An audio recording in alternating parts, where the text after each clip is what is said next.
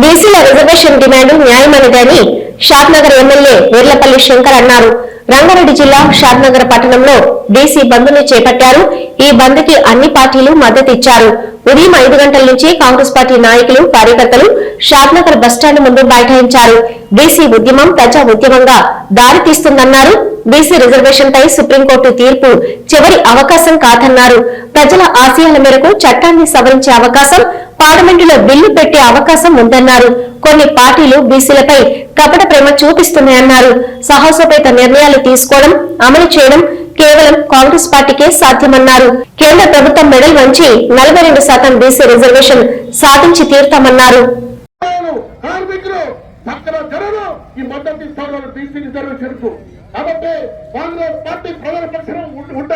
Congress party ప్రజాపాలన సాగిస్తుంది.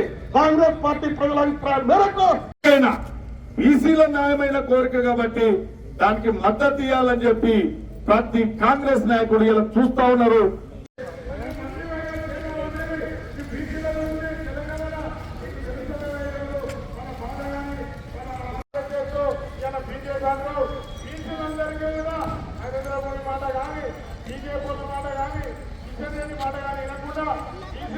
కల్పించాలని చెప్పేసి ధర్నా కార్యక్రమం నిర్వహిస్తున్నటువంటి కాంగ్రెస్ పార్టీ నాయకులకు, అదే రకంగా స్థానిక శాసనసభ్యులు వీర్లపల్లి శంకరన్న గారికి, సిపిఐ నాయకులకు ఒక్కొక్కరికి పేరు పేరుగా ధన్యవాదాలు తెలియజేస్తూ ఈరోజు 42%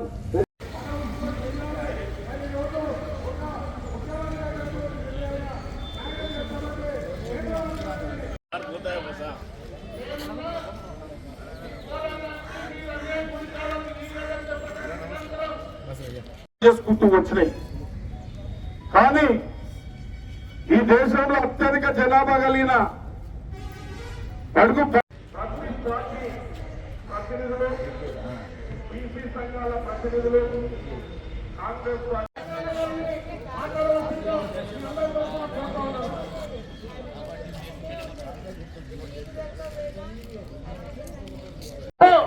జనాభా ప్రాతిపాదికన మేము ఇచ్చేటువంటి మాటకు కట్టుబడి ఉన్నామని చెప్పని 42% రిజర్వేషన్ కేటాయించే వరకు పోరాటం.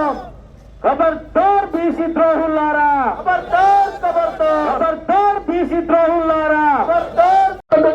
అఖిల పక్షాలు సిపిఐ, సిపిఎం, ఇతర వామపక్ష పార్టీలతో పాటు రాష్ట్రంలో బీసీ ప్రజలందరూ బ్రహ్మరథం బట్టి కాంగ్రెస్ పార్టీని, రేవంత్ రెడ్డి గారి నాయకత్వాన్ని బలపరిచి అధికారంలో తీసుకురావడం జరిగింది. ఈ రోజు ఇప్పుడు మాట్లాడేటప్పుడు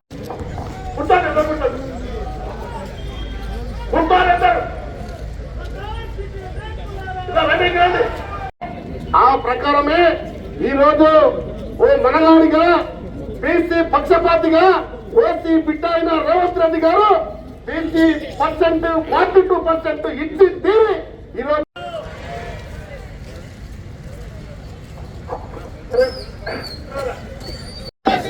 రచించాలి కేంద్ర ప్రభుత్వం ఉండి వైఖరి.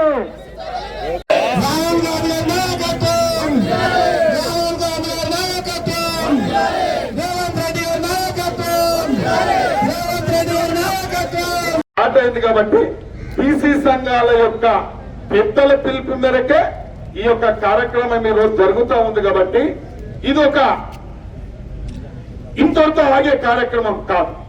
మేము తప్పకుండా 42% ఒక ఆయన తోకముట్టు లేని మాటలు, తాడు కాదు బొంగరం కాదు, వాడేదో మాట్లాడుతూ ఉంటాడు.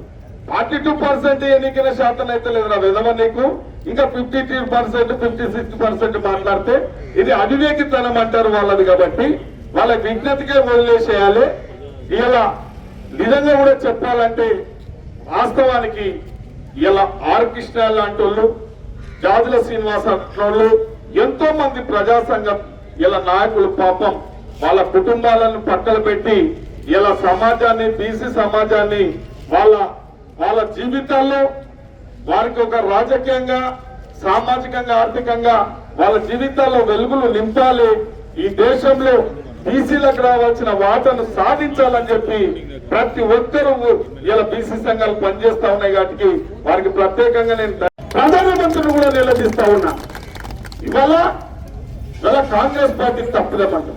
ఎస్ తప్పిదమన్నప్పుడు సరిచేసే బాధ్యత మీకు కూడా ఉందా? ప్రజలతోని అధికారం పొందిన నాయకులు మీరు బీసీల మీద ప్రేమ ఉంటే మీరు కూడా చట్టంలో ఏం లొసుకున్నా మీరు అవసరాలకు ఎన్నోసార్లు రాజ్యాంగానికి తూట్లు మర్చురు. వారి అవసరాలకు ఇలా మీరే ఈడబ్ల్యూఎస్ తెచ్చిర్రు. ఏ విధంగా తెచ్చారు చెప్పండి, ఎవరిని అడిగి తెచ్చారు చెప్పండి. అంటే మీ చేతిలో అధికారం ఉంది కాబట్టి అది చట్టం తెచ్చుకున్నాం. ఎలా దేశవ్యాప్తంగా బీసీలు అడుగుతున్న న్యాయమైన కోరికను మీరు సహకరిస్తలేరు.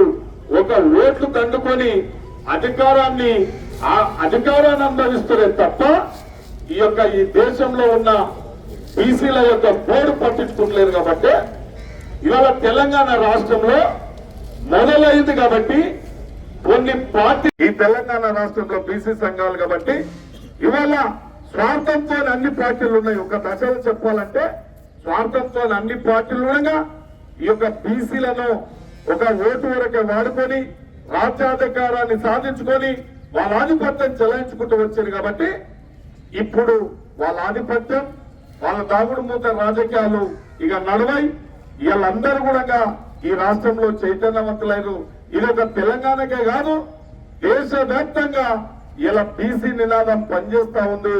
బీసీలకు జరిగిన అన్యాయాలను ఎదిరించడానికి ప్రతి ఒక్కరు కంకణబద్దులై ఈ రోజు రోడ్డు మీదకి వస్తా ఉన్నారంటే ఇది ఒక పరిణామం. రేపు భవిష్యత్తులో కూడా మనందరూ తెలుసు ఇవాళ కాంగ్రెస్ పార్టీ ఇచ్చిన మాట నిలబెట్టుకోవడానికి ఇలా కామారెడ్డి డిక్లరేషన్ చేయడం జరిగింది.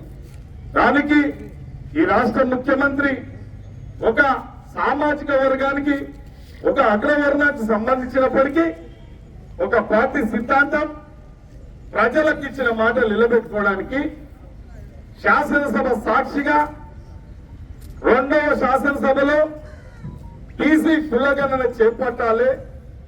బీసీలకు ఎంతైతే రాజకీయంగా ఆర్థికంగా ఉద్యోగుల పరంగా ఎంత వాటా రావాలో ఆ వాటా ప్రకారం ఒక సైంటిఫిక్ గా ఒక సిద్ధాంతంగా కులగణన చేపట్టి మన జనాభా ఎంతుంది బీసీలలో చెప్పడం జరిగింది. అదొక డాక్యుమెంట్ అందరికీ అందరికీ నచ్చే విధంగా. మీ అందరు తెలుసు కొన్ని దోబూచుల పార్టీలు ఒక కపట ప్రేమ చూపెడతా ఉన్నారు. ఆమె సర్వేలు మీరు అందరు చూసారు. మన ఇండ్ల కాడికి కులగణన చేపట్టి సెల్ఫ్ డిక్లరేషన్ నేను బీసీ కులానికి సంబంధించిన వాళ్ళని, బీసీ కులాల్లో వర్గీకరణ ఉప కులాలు కూడా నేను రజకుణ్ణి, నేను నాయి బ్రాహ్మణ్ణి, నేను కమ్మర్ని, నేను కుమ్మర్ని, నేను పద్మచాలిని, నేను యాదవ్ని, నేను ముదిరాజుని అనే డిక్లరేషన్ కూడా కుటుంబ యజమాని ద్వారా ఆ డిక్లరేషన్ తీసుకొచ్చి ఇలా పబ్లిక్ డాక్యుమెంట్ గా ప్రజలలో ఉంచితే కులగణన ఎట్లా జరిగింది కొందరు ప్రశ్నిస్తా ఉన్నారు. ఈరోజు దేశంలో ఎన్నో మార్పులు వస్తా ఉన్నాయి. రాజ్యాంగాన్ని ఎన్నోసార్లు సవరించడం జరిగింది. చట్టసభలలో మాట్లాడడం జరుగుతూ ఉంది. కానీ బీసీలకు ఎక్కడ న్యాయం జరగలేదు. కాబట్టి ఈరోజు బీసీ సంఘాల యొక్క పోరాటం వల్ల ఇలా అన్ని పార్టీలు కనువిప్పు కలుగుతూ ఉన్నాయి రోజు రోజు. కాబట్టి ఇలా కాంగ్రెస్ పార్టీ అధినేత రాహుల్ గాంధీ గారు బీసీలకు అన్యాయం జరుగుతుందని చెప్పి ఒక దశలో కాంగ్రెస్ పార్టీ కూడా తప్పు చేసింది. భవిష్యత్తులో కాంగ్రెస్ పార్టీ తప్పు చేయొద్దు, బీసీలకు అండగా నిలబడాలని చెప్పి భారత్ జోడో యాత్ర చేపట్టి భారత్ జోడో యాత్రలో అణగారిన కులాల యొక్క స్థితిగతులు, వాళ్ళ రాజకీయ స్థితిగతులు, వాళ్ళ ఆర్థిక పరిస్థితులు క్షేత్రస్థాయిలో పాదయాత్ర చేపట్టి మనందరూ తెలుసు షాద్నగర్ కూడా రావడం జరిగింది. మరొకటే మాట మాట్లాడుతూ ఉన్నారు. గాంధీ కుటుంబం ఆ రోజైనా ఈ రోజైనా పేదల కండగా ఉండే పార్టీ కాంగ్రెస్ పార్టీ. కాబట్టి నిస్వార్థమైన కుటుంబం, స్వతంత్రం తెచ్చిన పార్టీ. కాబట్టి ఇలా ఏ మార్పు చెందాలన్నా భారతదేశంలో సుప్రీంకోర్టే ముఖ్యం కాదు, సుప్రీంకోర్టే తుది నిర్ణయం కాదు. ఈ భారతదేశంలో ప్రజలు ఏం అడిగితే, ప్రజలు ఏది న్యాయమైన కోరికని ఉద్యమాలు చేస్తే ఇలా రాజ్యాంగాలు అదే విధంగా పనిచేయాల్సిందే, సుప్రీంకోర్టులు కూడా పనిచేయాల్సిందే, పార్లమెంట్ లో ఉన్న అధికారంతో విర్రవీగుతున్న నాయకులు కూడా పనిచేయాల్సిందే. కాబట్టి ఏదో ఒక రోజు మీ మెడలు వంచక తప్పదు. కాబట్టి ఇలా ప్రజా ఉద్యమం దారిదాల్స్తా ఉంది. ఇలా దీనికి ఊపిరి పోసిన ప్రజా సంఘాలకు నేను ధన్యవాదాలు. శుభాకాంక్షలకి రాహుల్ గాంధీ ఇచ్చిన మాటలు నిలబెట్టుకోవడానికే ఇలా ఈ కార్యక్రమం అంతా జరుగుతా ఉంది. మనందరూ తెలుసు, ఈ దేశంలో ఒక శిలాశాసనం, ఒక సాహసోపేత నిర్ణయాలు తీసుకోవాలంటే అది కేవలం కాంగ్రెస్ పార్టీకే సాధ్యమవుతుంది. ఎందుకు అంటే గతంలో 60 సంవత్సరాల ఆకాంక్ష తెలంగాణ ఉద్యమం, తెలంగాణ కావాలంటే ఎంతో మంది ఇలా ఉద్యమకారులు అమరవీరులు అయిన సంగతి అందరూ తెలుసు. ఈ రోజు చెప్తున్నా బుద్ధిమంతులను బీజేపీ అని చెప్పుకుంటున్న నాయకులు ఒక ఓటు 2 రాష్ట్రాలు అని చెప్పి కాకినాడ డిక్లరేషన్ ఇచ్చిన మహనీయులు ఇళ్లలో కూడా చెప్తా ఉన్నారు అబద్ధాలు. మేము బీసీలకు వ్యతిరేకం కాదు, చట్టపరంగా పోవాలని చెప్తున్నారు. అలా